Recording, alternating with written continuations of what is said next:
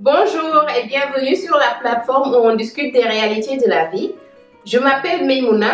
Dans cette vidéo, je vais vous parler des 5 phases d'une relation amoureuse.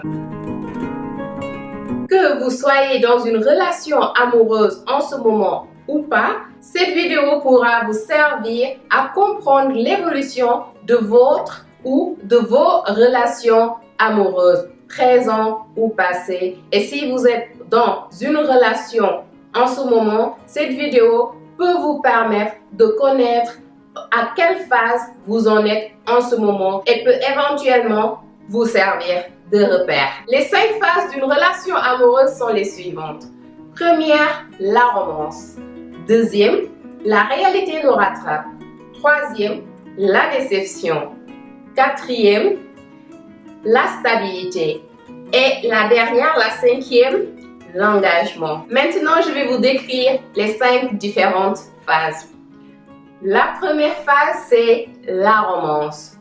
C'est l'étape où on est vraiment amoureux, où il y a l'euphorie, où la dopamine est au niveau supérieur. On ne pense plus qu'à cette personne. On veut la voir, on veut la toucher, on veut l'embrasser. On est éperdument amoureux de la personne et on ne veut plus se séparer de cette personne. C'est la phase où il y a tellement d'attirance entre les deux parties et que les deux parties passent du bon temps, tout se passe bien, ils se comprennent, ils se complètent et vraiment ils se sentent à l'aise l'un avec l'autre. Malheureusement, à cette phase déjà, si le couple commence à avoir des relations sexuelles, cela peut compliquer la situation parce qu'en plus de l'euphorie, en plus de l'attraction, en plus de l'attirance qui existe déjà entre les deux parties, il y a l'attirance sexuelle qui vient s'y ajouter. Et l'attirance sexuelle est souvent confondue par des sentiments amoureux et les deux n'ont absolument rien à voir. C'est ce sentiment de se sentir à l'aise avec l'autre, ce sentiment d'être amoureux, d'être attiré par l'autre, ce sentiment de vraiment être amoureux de l'autre qui nous pousse à aller à l'étape suivante qui est l'étape numéro 2, à se mettre en couple, à s'installer ensemble, à essayer de pousser la relation plus loin et en restant avec cette personne, au bout de quelques semaines ou bien au bout de quelques mois, on se rend compte que vraiment la personne n'est pas ce qu'on croyait au départ. Et là vient la deuxième étape, la deuxième phase qui est la réalité nous rattrape. Donc la réalité nous rattrape et on se rend compte que cette personne qu'on idéalisait, cette personne qu'on pensait être vraiment la personne parfaite pour nous rendre heureux, cette personne à laquelle on pensait être éperdument amoureuse, que cette personne n'est rien d'autre qu'un être humain ordinaire et un être humain qui a des défauts comme tout le monde. Donc, c'est pas une personne parfaite et on commence maintenant à voir les failles, on commence maintenant à voir ses défauts, on commence maintenant à le critiquer, on commence à le juger et on commence à se poser des questions, à savoir est-ce que cette personne-là, c'est la personne qu'il vous faut dans votre couple. En général, c'est dans cette phase que beaucoup de relations se terminent parce que c'est là où la dopamine commence à baisser de niveau et les sensations extrêmes des émotions qu'on avait au départ qui nous faisaient croire qu'on était amoureux ou amoureuse d'une personne commencent à diminuer. On commence vraiment à voir les défauts de l'autre.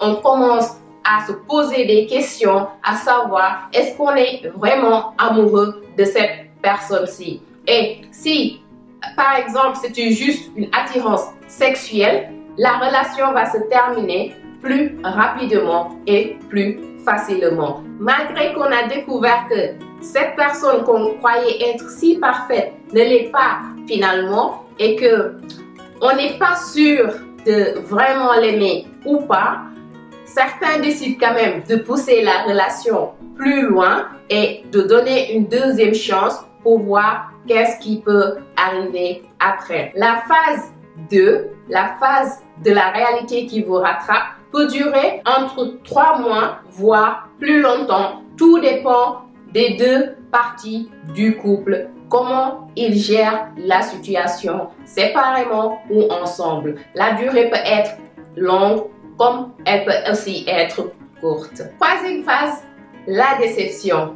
La déception, c'est la phase où les couples qui ont réussi à surmonter la deuxième phase commencent à se rendre compte que finalement, ils sont en train peut-être de perdre leur temps et commencent à se sentir déçus. Ils commencent à se sentir déçus de leur partenaire, déçus de leur relation, déçus de leur couple et commencent vraiment à avoir des conflits avec leur partenaire. Et la cause principale de ces conflits à la phase numéro 3 n'est rien d'autre que le manque de communication et aussi la recherche de pouvoir. Par là, je veux dire le manque de communication. Certaines personnes pensent que si un couple se dispute, c'est mauvais signe. Cela montre qu'il y a quelque chose de mal qui se passe.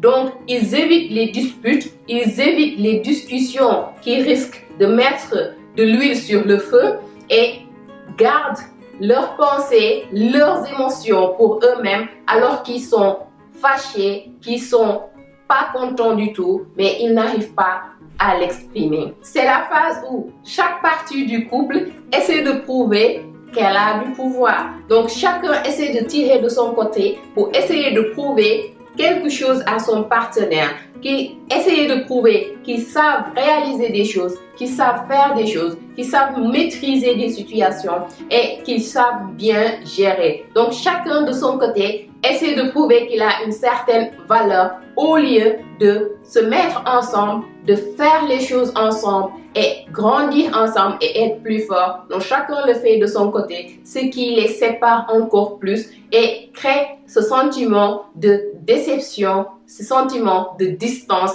ce sentiment de manque d'affection entre les deux parties, faisant croire à beaucoup qu'il n'y a plus d'amour, il n'y a plus d'émotion et que ce couple va mener nulle part et que ça va jamais marcher. En général, c'est à ce stade que beaucoup de couples se brisent. La plupart des divorces, c'est à ce stade que ça se casse. Beaucoup de couples se séparent. La majeure partie des couples ne dépassent pas la phase numéro 3. Donc, pour réussir à dépasser cette phase et vraiment passer à la phase supérieure, à la phase suivante, il faut vraiment qu'il y ait une très bonne communication dans le couple. Il faut qu'il y ait une confiance entre les partenaires et surtout, il faut que les parties aient beaucoup de compréhension et aussi sachent pardonner. Passons maintenant à la phase numéro 4.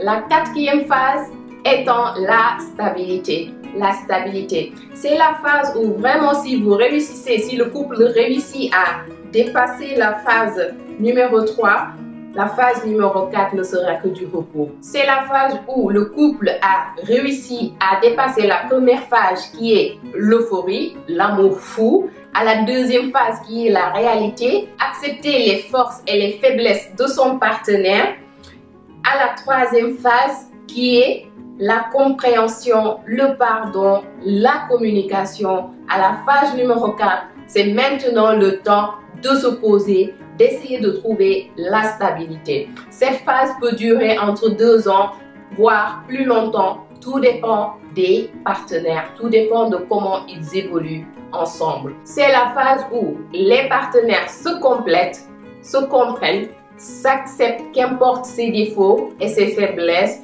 et se respectent. C'est la phase où ils savent communiquer leurs émotions, ils savent communiquer clairement et avec des directives précises. Durant cette phase, c'est tout à fait normal qu'un couple se sente un peu ennuyeux. Je veux dire, un ou les deux partenaires peuvent se sentir ennuyés dans leur vie de couple parce que l'étincelle qu'il y avait au début de la relation n'y est plus. La joie de vivre, tu vois, l'envie d'aller vers l'autre, l'excitation qu'il y avait n'y est presque plus. On a appris à se connaître, on s'est mis ensemble, on est à l'aise et beaucoup de choses qu'on faisait avant, c'est-à-dire sortir ensemble, aller au cinéma, se faire plaisir, faire de petits voyages par-ci, par-ça.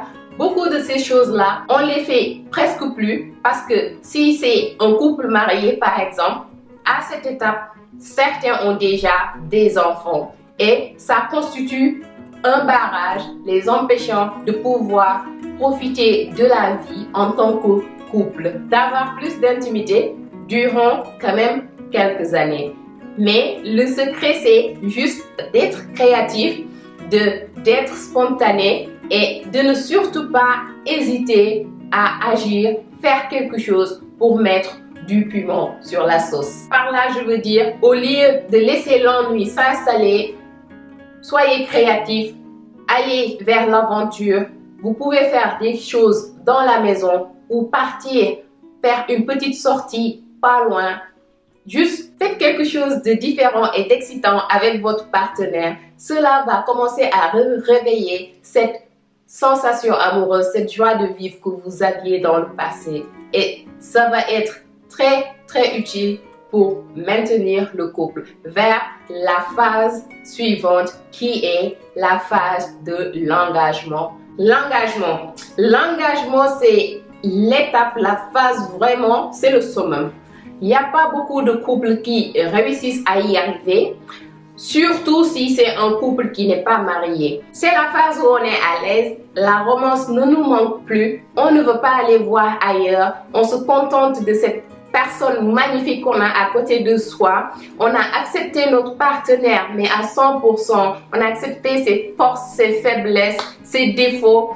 On l'aime pour la personne qu'elle est, pas pour ce qu'elle représente. Et c'est la phase où le couple décide de créer un futur meilleur, de vraiment créer un futur ensemble pour pouvoir laisser un héritage qui n'est rien d'autre que l'exemple qu'il montre aux générations futures, l'exemple qu'il montre aux futurs couples.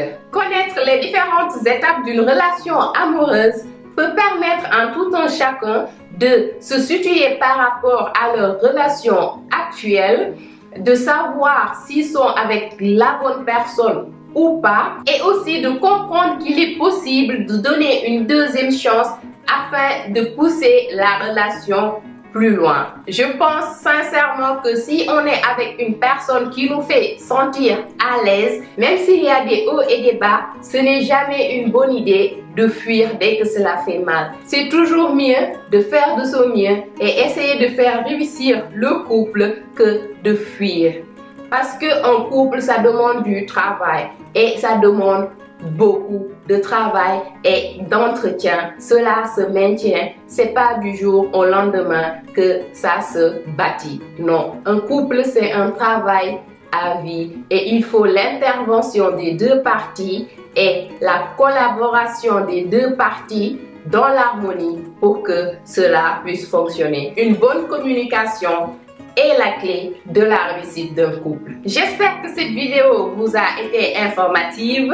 Avant de partir, laissez un commentaire pour donner votre avis. Peut-être il y a des étapes que nous avons sautées. Vous pouvez les mentionner dans les commentaires. Aimez la vidéo et partagez-la pour que d'autres puissent aussi en bénéficier. Merci d'avoir regardé jusqu'au bout. Au revoir et à la prochaine. Bye.